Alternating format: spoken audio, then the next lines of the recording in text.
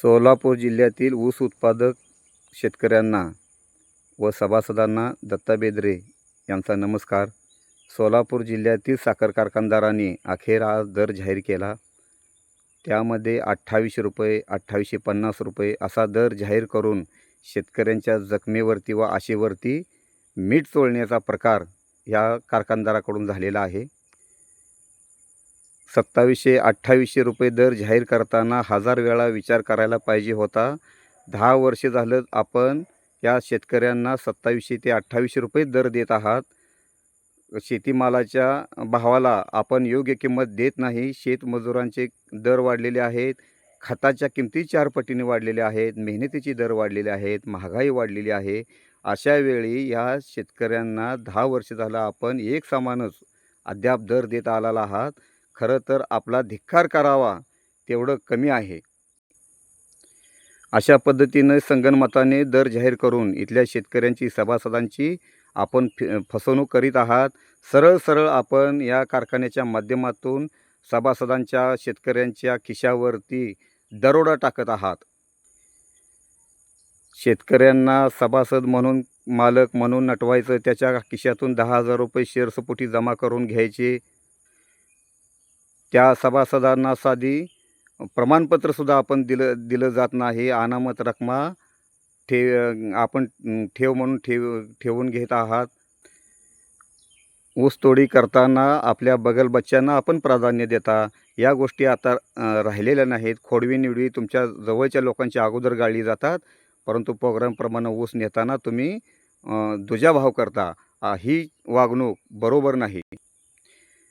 एकीकडे राज्यामध्ये अतिवृष्टी झाली, सोलापूर जिल्ह्यामध्ये मोठ्या प्रमाणावरती अतिवृष्टी झाली. नदीकडचा भाग पुराच्या पाण्यामध्ये वाहून गेला. तिथल्या नदीकाठच्या ऊसाला तात्काळ कारखाना सुरू झाल्यानंतर गाळप तिथला ऊस होणं गरजेचं होतं. शेतकऱ्यांना आशा होती 3,000 रुपयाच्या वरती दर भेटेल, परंतु आपण या शेतकऱ्यांची घोर निराशा केलेली.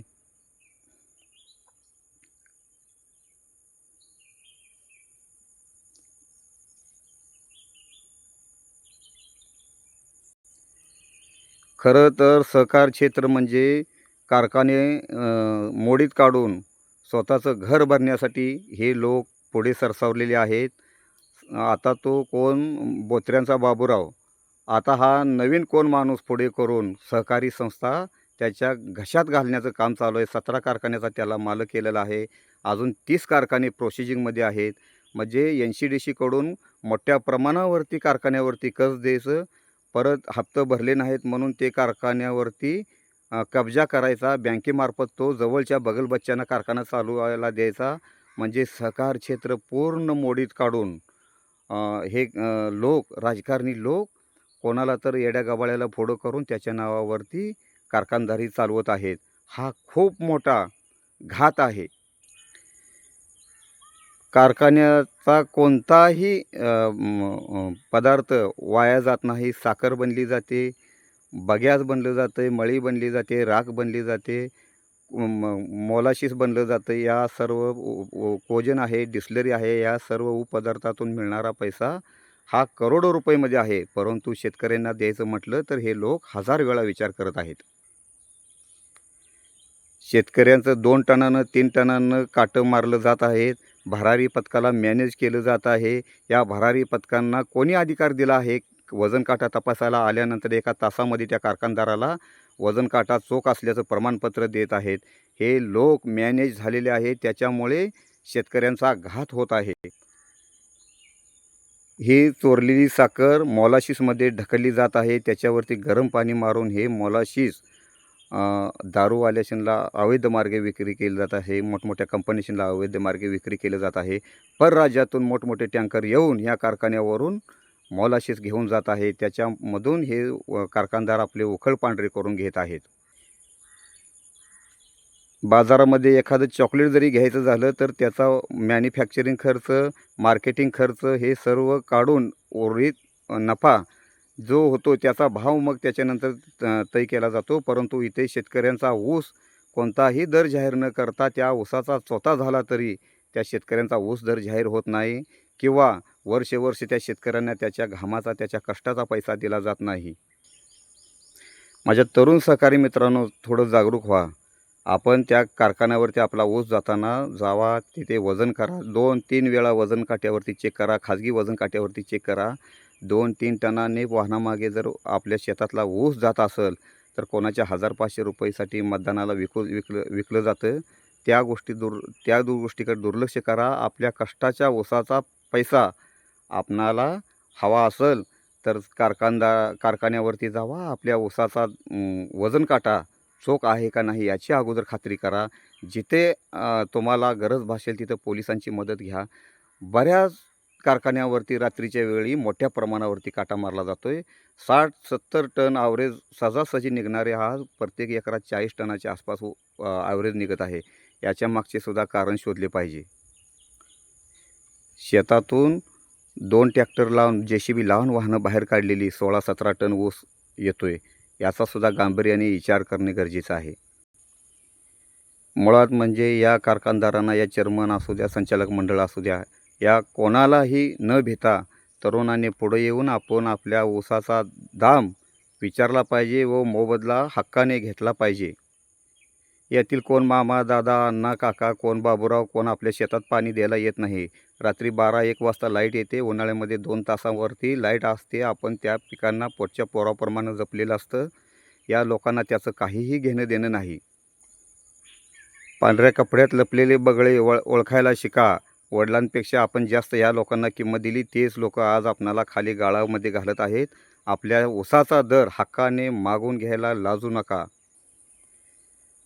सोलापूर जिल्ह्याचा आज महाराष्ट्रामध्ये प्रथम क्रमांक आहे आणि या सोलापूर जिल्ह्यात ₹2800 दर हे कारखानदार देत असतील, तर या सर्व कारखानदारांना मी चेअरमन म्हणण्यापेक्षा चोरमन म्हणेन. कारण तुम्ही ज्या संस्थेच्या वरती चेअरमन म्हणून आम्ही निवडून दिलेलं असतं, त्या ठिकाणी तुम्ही दिवसात दरोडे टाकण्याचं काम करता. कधी कामगाराच्या पगारी थांबवता, कामगाराची छळवणूक करता, सभासदांना सन्मानाने वागणूक देत नाही, त्यांच्या शेतातला ऊस वेळेवरती नेत नाही, त्यांनी ऊस गाठला तर त्यांची बिले वेळेवरती देत नाही. संस्था ह्या सभासदांच्या हितासाठी तुम्ही ठेवल्या नाही, तर तुम्ही त्या संस्थेवरती कर्जे काढून स्वतःचं उकळ पांढरं करण्यासाठी आला आहात.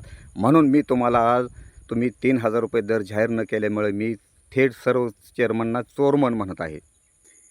काही साखर कारखान्यात तर इतका कहर केलेला आहे की सभासदांच्या ठेवी राखीव निधीस वर्ग केलेला आहे. ठेवी मोडून हे लोक खात आहेत. आज ज्या कारखान्याला वाढीव कर्ज दिले आहे, त्या कारखान्यांनी ह्या संस्था एखाद्या अजगराच्या पोटामध्ये घातलेल्या आहेत, हे सांगायची आवश्यकता नाही. शेतकरी बांधवांनो, सभासद बांधवांनो, जागे व्हा. आपले हक्क, आपले अधिकार जाणा. आपण मालक राहिलेलो नाही. या कारखान्यावरती प्रमाणपत्राची मागणी करा. सभासद असलेले प्रमाणपत्र मागणी करा. आपल्या ऊसाचे वजन काटे चेक करा. कारखान्यावरती 4 वेळा वजन काट्यावरती वाहन न्या. आपले वजन योग्य असल्यानंतर, खात्री झाल्यानंतरच आपण तिथून माघारी या. खूप मोठे रॅकेट उभं राहिलेलं आहे. सहकारी संस्था मोडून खाल्ल्या जात आहे. त्यांना कर्ज देऊन त्या संस्था गिळंकृत केल्या जात आहेत. आज तो बाबूराव बोत्रे निर्माण झाला. ह्याच्या अगोदर आमदार, मंत्री, संत्री सगळे ह्या लोकांनी हवं तसे कारखाने काबीज केलेले आहेत. भविष्यात एकही सहकारी कारखाना वाचणार नाही. केवळ आपण नावापुरते मालक राहू. आज 40-40, 30-30 वर्ष झालं आपण सभासद असाल, तर या 20 वर्ष 25 वर्षासाठी करारानं जर कारखाने हे चालवाय दिलं, तर सभासद संपून जातो. मयत झाल्यानंतर त्याचा अधिकार राहत नाही व ज्या बँकेचे कर्ज मोठे आहे त्या बँकेला ते कारखाना कायदेशीररित्या चालवण्यास दिला जातो. त्यावेळेस आपला कोणताही अधिकार राहत नाही. म्हणून सभासदांमध्ये जागरूकता होणं गरजेचे आहे. शेवटी परत एकदा सोलापूर जिल्ह्यामध्ये शेतकऱ्यांना न्याय भेटला नाही. ₹3000 दर अपेक्षित असताना ₹2800 दर दिला. या सर्व साखर कारखानदाराचे, चेअरमनचे व संचालक मंडळाचा मी जाहीर निषेध करतो.